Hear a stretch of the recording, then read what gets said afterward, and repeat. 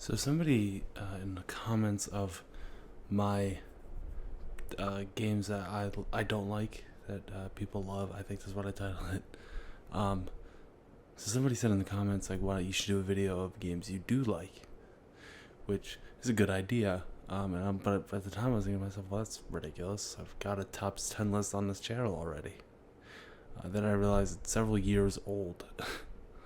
So, yes, this is my top 10 games list of all time, updated because it went through some changes. Not everything's different, but it did go through some changes. And also, it's kind of hard to sift through all my videos to find that one. So this is brand new. I've got a list on my phone here. So let's just jump into it. Number 10 is one that may surprise you, because it's quite a recent game actually. It's quite a recent game, but it's some of the most like platform puzzle type game co-op fun I've had in a really long time. And that is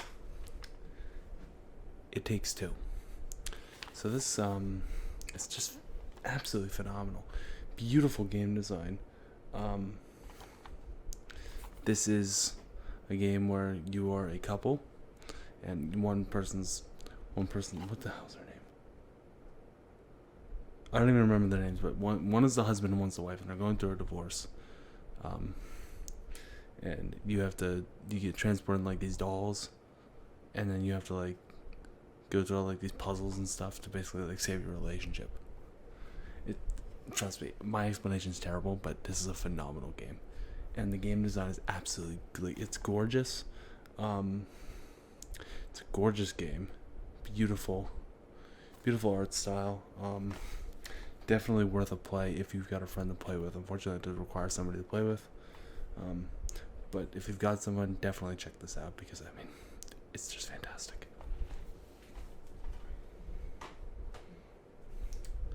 Number 9 is actually the last recent game. Not really recent. It's a couple years old at this point. But I remember when this came out, I was so excited to get this for my birthday that year. I didn't even have a job at that time, so that's how old this is. Not only is this my favorite PS4 game, it's number 9 on the list. It made it. That is Final Fantasy VII Remake. And while this is not the complete Final Fantasy VII, it's kind of like a retelling of the first part of the game. The graphics in this game are absolutely gorgeous. Gorgeous game graphics. Even I know PS4. At that time PS4 was several years old. When did this come out? This came out in 2020. So the PS4 was going on 7 years old, and it does look this gorgeous. Are you kidding me? I want to get the PS5 version of this, which is Final Fantasy VII Remake Intergrade, which comes with the Intergrade DLC, and it's in the PS5 box. I really want to get that. Unfortunately, I've only got the PS4 version right now, but this is 100% worth a playthrough. This is fantastic. Even if you weren't a fan of the original playstyle of Final Fantasy VII, this is a completely different playstyle, completely different gameplay. It's more of a hack and slash RPG, which is fun for newcomers and old players because it's just kind of a breath of fresh air for old players, and it's completely new for new players. Definitely worth a playthrough if you've got the PS4 or a PS5. It's on there too. All right, number 8. Number 8 will come at no surprise. This is the best game in the series, in my opinion. Grand Theft Auto San Andreas. Sorry, I keep looking over there. I'm just gonna make sure the thing's in frame. Grand Theft Auto San Andreas is bar none the best game in the series. I don't care what anybody says about GTA 5. This is the best game for one reason only: the cheat codes. Genuinely, I did not get very far in the story in this because I didn't care. As soon as soon as I got into the open sandbox stuff, I immediately was just putting all the cheat codes in to get flying cars and every gun, and it was just so much fun. And this is actually a game from my that I was not supposed to be playing when I was younger, but I did because my brother had it, and I definitely snuck a few hours in back then. So crucify me, but definitely a good game. Only problem is I don't know. Is this on the new PlayStation Pass that's like implementing all the new older games? I don't know. I don't think so. I don't even have the new PlayStation Pass, so if it is on there, if it's on there, check it out. If you don't, you'll have to track down a not a new copy, but a used copy. Actually, this game's pretty cheap, because it sold so well. So the game's pretty cheap. You just gotta find a PlayStation 2.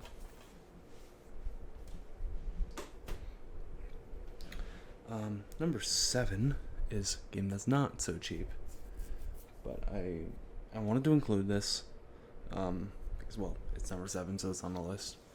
And I've recently just been playing through this game. I've been playing through this game quite recently. Actually on Twitch. And that is Pokemon Coliseum. So Pokemon Coliseum is not your standard Pokemon game. But it's really, really good. It came out in 2004, and basically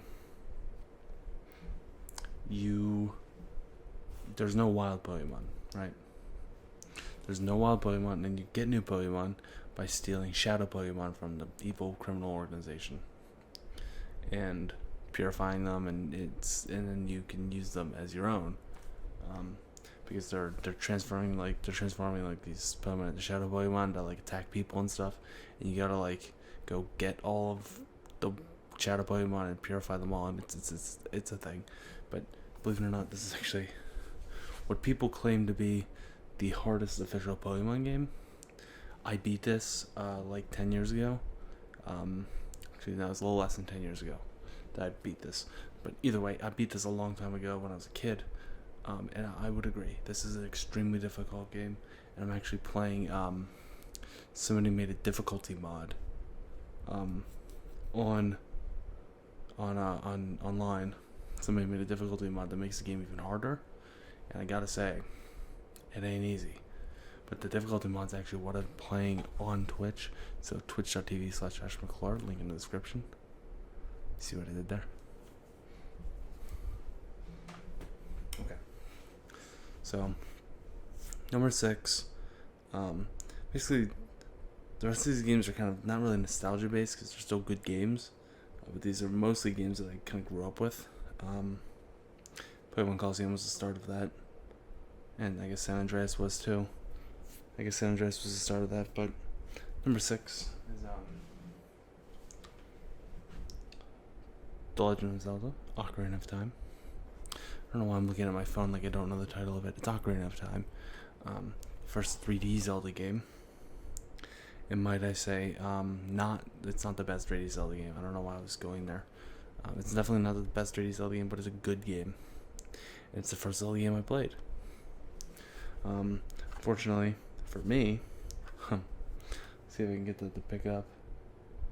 There's a reproduction label right there at the bottom. So I gotta get a new copy of this game with an original label. But yeah, Ocarina of Time. It's a good 3D Zelda game, but it's not the best. It definitely has its flaws, but it's number 6 on this list purely because it was the first Zelda game I ever played, and it got me into the franchise.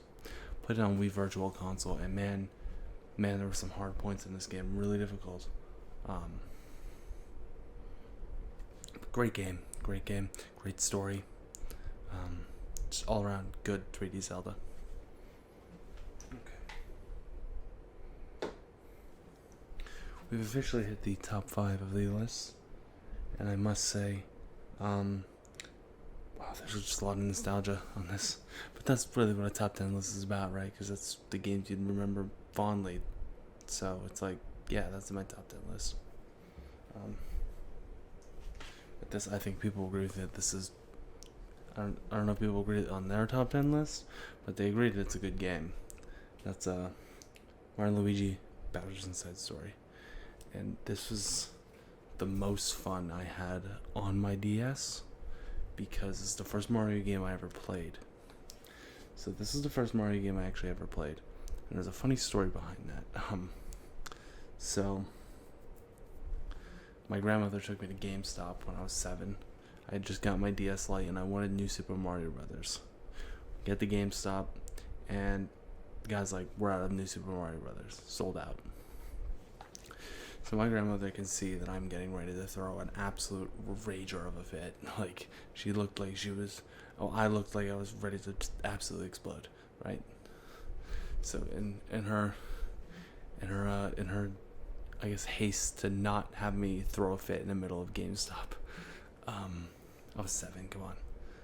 But I guess to have me not throw a fit in the middle of GameStop, she said, "Look, why don't you get a different Mario game, and we'll come back for New Super Mario Brothers when it's in stock." So I'm like, okay, fine. And actually, this is my original copy.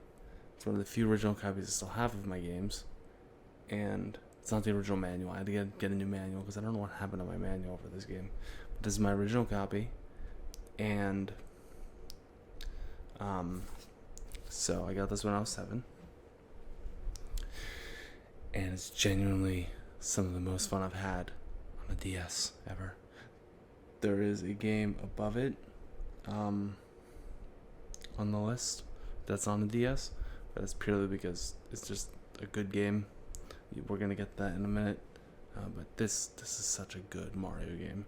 It's not a Mario. It's not a standard Mario game. It's a, for those that don't know, the Mario and Luigi series is an RPG, turn-based RPG series, and Bowser's Inside Story is the third game in the series. Went Superstar Saga, Partners in Time, and then Bowser's Inside Story. And this is the best one. It has to be. Remake on 3DS wasn't that good. Mainly because you could still play this on a 3DS, and it wasn't that much of an outdated thing that they needed to do. But still, good game. A lot of fun with that one. So number 4. So this is my favorite Pokemon game, by far. Probably some of the most expensive games in my collection, and that is Heart Gold, Soul Silver. So these are the Johto remakes on the DS, and these are getting so expensive.